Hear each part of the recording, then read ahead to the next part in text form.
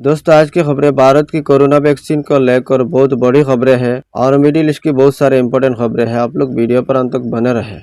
Israel और Gaza की जंग से जुड़े कुछ लेटेस्ट अपडेट हैं। इस रिपोर्ट में आपको वो तो बताऊंगा ही, लेकिन दोस्तों इस वक्त की सबसे बड़ी जो खबर है जो भारत के अंदर भी ट्रेंड हो रही है, पहले उस पर बात कर लेता हूं।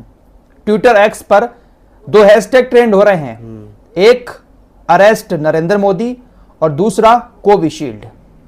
आखिर वजह क्या है? Arrest Narendra Modi hashtag trend क्यों हो रहा है और कोविशील्ड, ये नाम तो आपने कोरोना के दौर में बहुत ज्यादा सुना होगा। कोरोना वैक्सीन कोविशील्ड भारत के करोड़ों लोगों को लगाई गई है। इन्हीं कोरोना वैक्सीन से जुड़ी एक बहुत बड़ी खबर सामने आ रही है और इस खबर के सामने आने के बाद भारत के करोड़ों लोग टेंशन में आ चुके हैं। सोशल मीडिया से लेकर मीडिया तक इस वक्त यह खबर काफी चर्चा में है। दरअसल ब्रिटेन की एक कंपनी है, फार्मा कंपनी एस्ट्राजेनेका। इस फार्मा कंपनी ने सबसे पहले कोरोना की वैक्सीन बनाई थी। ब्रिटेन के अंदर लोगों को इसकी वैक्सीन लगाई गई।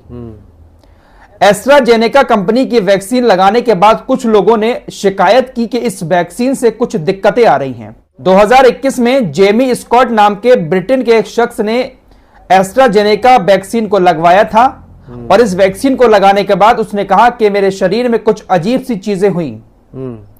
इस वैक्सीन को लगवाने के बाद मेरे दिमाग में ब्लीडिंग भी हुई और मेरे शरीर में कई जगह पर खून के थक्के भी जम गए। जेमी स्कॉट की पत्नी ने ऐसा दावा किया कि उनकी हालत वैक्सीन लगाने के बाद बहुत ज्यादा खराब हो गई। डॉक्टर ये भी कह रहे थे कि इनको अब बचाना मुश्किल है।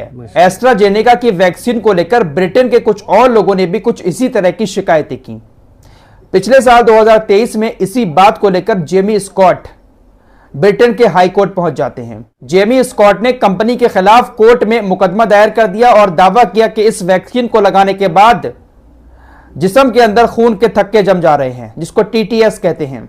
हालांकि कंपनी बार बार इस तरह की सफाई दे रही थी कि हमारी वैक्सीन से ऐसा कुछ नहीं हो रहा है, लेकिन मामला बहुत ज्यादा बढ़ गया। ब्रिटेन की कोर्ट में कोरोना वैक्सीन बनाने वाली इस एस्ट्राजेनेका नाम की कंपनी के खिलाफ तकरीबन 51 मुकदमे चल रहे हैं। इस वैक्सीन को लगाने के बाद जिन लोगों को दिक्कतें हुई हैं, जो पीड़ित लोग हैं, वो एस्ट्राजेनेका कंपनी से 1000 करोड़ का हर्जाना मांग रहे हैं। इसी के चलते हुए कंपनी ने इसी साल 2024 में फरवरी के महीने में कोर्ट में इस बात को अब कबूल किया कि हां, उनकी वैक्सीन लगाने से थ्रोम्बोसिस थ्रोम्बोसाइटोपेनिया सिंड्रोम यानी टीटीएस हो सकता है। हालांकि ऐसा हर वैक्सीन में नहीं है, कुछ रेयर केस में ऐसा देखने को मिला है कि कुछ लोगों को टीटीएस हुआ है।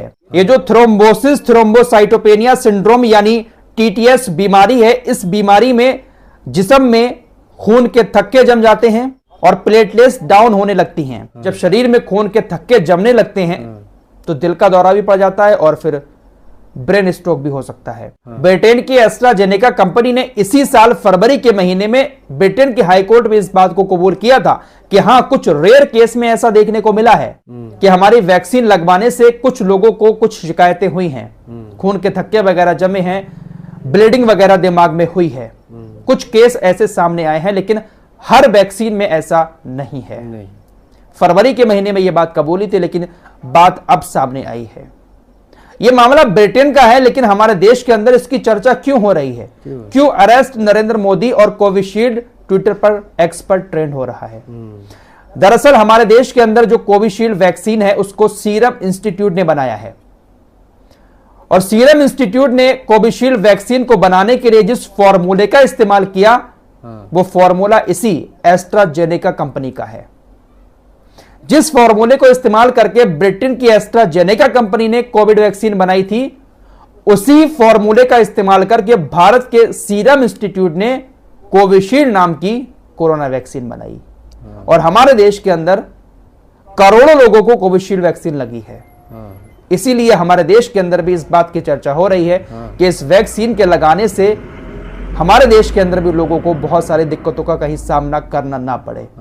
या हमारे देश के अंदर जो बहुत सारे ऐसे मामले सामने आए हैं हाल ही में कि चलते चलते इंसान गिरता है और मौत हो जाती है, डांस करते हुए लोगों की मौत हो गई, खाना खाते हुए रेस्टोरेंट में लोगों की अचानक से मौत हो गई दिल का दौरा पड़ने से। बहुत सारी ऐसी चर्चाएं हुई हमारे देश के अंदर कि ये सब कुछ वैक्सीन की वजह से हो रहा है, लेकिन कोई ठोस सबूत नहीं मिल पाया था। लेकिन अब ये जो बात सामने आई है, ब्रिटेन की कंपनी ने खुद इस बात को कबूल किया है कि हाँ, कुछ रेयर केस में ऐसा देखने को मिला है भारत के लोग चिंता में पड़ गए हैं। अब भारत सरकार को चाहिए, स्वास्थ्य मंत्रालय को चाहिए कि अपने देश के अंदर एक बड़े लेवल पर इसकी जांच की जाए, क्योंकि यह मामला इस वक्त सोशल मीडिया से लेकर मीडिया पर काफी ज्यादा छाया हुआ है। सोशल मीडिया पर लोग तरह तरह की बातें कर रहे हैं। लोग प्रधानमंत्री मोदी को भी इस मामले को लेकर काफी ज्यादा ट्रोल कर रहे हैं। फिलहाल देखते हैं कि हमारे देश में जो स्वास्थ्य मंत्रालय है वो किस तरह का फैसला लेता है। फिलहाल बाबा जी की तरफ चलते हैं। जब कोरोना आया था तो उस वक्त तो भाई साहब हर कोई अपनी अपनी दवाई लेकर आ गया था। इन्होंने भी कोरोनिल बनाई थी, बाबा रामदेव ने, लेकिन इनकी कोरोनिल पूरी तरह से फर्जी दवा निकली। सुप्रीम कोर्ट इनको कई बार लताड़ लगा चुका है, ये माफी भी मांग चुके हैं। सुप्रीम कोर्ट ने इनसे यह भी कहा कि आपने जितने बड़े बड़े विज्ञापन उस वक्त कोरोनिल के लगवाए थे कि हम 100% कोरोना का इलाज कर रहे हैं, हमारी दवा कोरोना खत्म कर देगी, जितने बड़े बड़े विज्ञापन आपने उस वक्त एडवर्टाइज के लिए लगाए थे, उतने बड़े बड़े विज्ञापन अब माफीनामे के भी लगवाए।